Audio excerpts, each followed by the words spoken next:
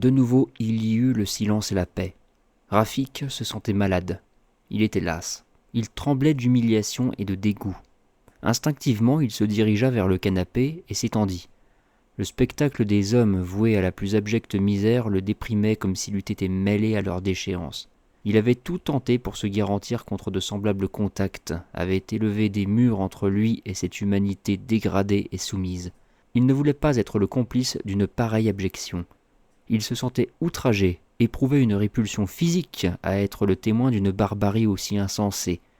C'était un véritable carnage, partout les mêmes êtres hébétés, affairés, conduits comme un troupeau de buffles par les mêmes mensonges éternels. Tu es jeune, j'ai vraiment pitié de toi, tu ne sais pas encore ce qu'est une usine. Et toi, tu le sais ? Oui, dit Rafik. Quand j'étudiais pour être ingénieur, on nous a fait visiter des usines.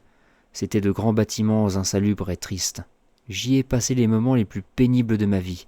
J'ai vu les hommes qui travaillaient dans ces usines, ce n'étaient déjà plus des hommes. Ils portaient tous le malheur inscrit sur leur visage.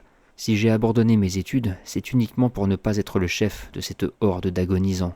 Sais-tu, mon cher Sérag, qu'il y a des pays où les hommes se réveillent à 4 heures du matin pour aller travailler dans les mines ?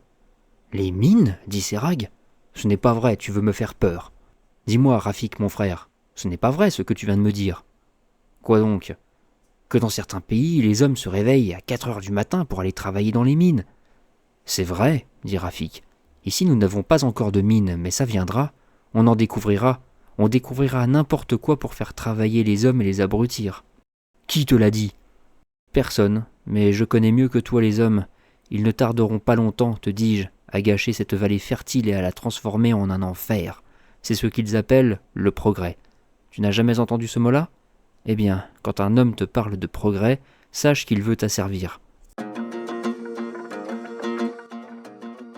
Depuis qu'il avait appris par Rafik que dans certains pays des hommes se levaient à 4 heures du matin pour aller travailler dans les mines, Sérag avait essayé d'en faire autant. Il avait découvert dans une armoire un réveil matin hors d'usage et l'avait réparé avec l'intention de s'en servir. Comme il dormait seul dans sa chambre, il pouvait se permettre cette fantaisie d'un genre déplacé.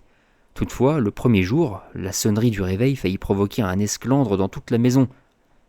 Sérag n'était pas encore habitué à cette rupture violente du sommeil. Il avait laissé le réveil sonner interminablement. Il se croyait en plein cauchemar. Ce jour-là, il se sentit des aptitudes pour une activité étonnante. Mais quelques instants plus tard, ne sachant que faire, il se rendormit. Il recommença le lendemain, et plusieurs jours encore, en ayant soin de rouler le réveil dans une serviette afin d'étouffer le bruit de la sonnerie. Mais ces nombreux essais demeurèrent aussi infructueux que la première fois. Est-ce que Rafik n'avait pas menti délibérément pour l'effrayer ? Sérag concevait maintenant des doutes sur la possibilité d'un réveil aussi matinal. Il lui semblait improbable que des hommes sains d'esprit aillent travailler dans les mines à cette heure néfaste d'avant l'aube. Qu'est-ce qui les obligeait à faire ce métier de fou ? Pourtant, Rafik avait étudié à l'école des ingénieurs, il devait sans doute s'y connaître. Mais avec lui, on ne pouvait jamais savoir quand il se moquait et quand il disait la vérité. À travers ses sarcasmes, on apercevait qu'un monde détraqué et poursuivi par le malheur, un monde où pullulaient des assassins sanguinaires. Les Fainéants dans la vallée fertile, c'est un roman qui raconte l'histoire d'une famille de grosses feignasses qui n'a pas besoin de travailler. Il y a une petite domestique dans la maison qui vient faire le ménage une fois de temps en temps, mais sinon, tout le monde vit au crochet des ressources de l'oncle Mustapha qui lui aussi ne fout absolument rien de ses journées. En gros, c'est une famille d'hommes qui passent toute leur journée à dormir.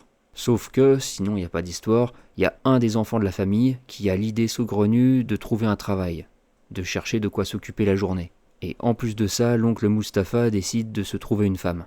Et là, une femme dans la maison, ça risque de foutre le gros bordel. Parce qu'elle va vouloir que la baraque soit nettoyée, rangée, elle va vouloir recevoir du monde, peut-être que ses beaux-parents vont venir habiter dans la maison et que les gamins, eux, vont devoir se trouver un autre appartement, une autre maison, et qu'ils vont peut-être devoir se mettre à bosser à leur tour. Oncle Mustapha, pourquoi fais-tu l'idiot ? Un enfant comprendrait. Comment pourrons-nous dormir tranquillement avec une femme dans la maison ? Une femme qui va et vient toute la journée et qui arrange tout autour d'elle. Elle voudra que tout soit propre et brillant pour épater les voisins. Elle commencera par nous imposer un domestique, car la petite Oda ne suffira plus à son ambition. Imagine-toi, oncle Mustapha, un domestique dans la maison. J'en frémis d'épouvante. Sans compter les beaux-parents, ils viendront nous rendre visite. Il nous faudra nous lever et nous habiller pour les recevoir. Peut-être même nous obligeront-ils à parler avec eux. Quelle vie ça sera, je te le demande.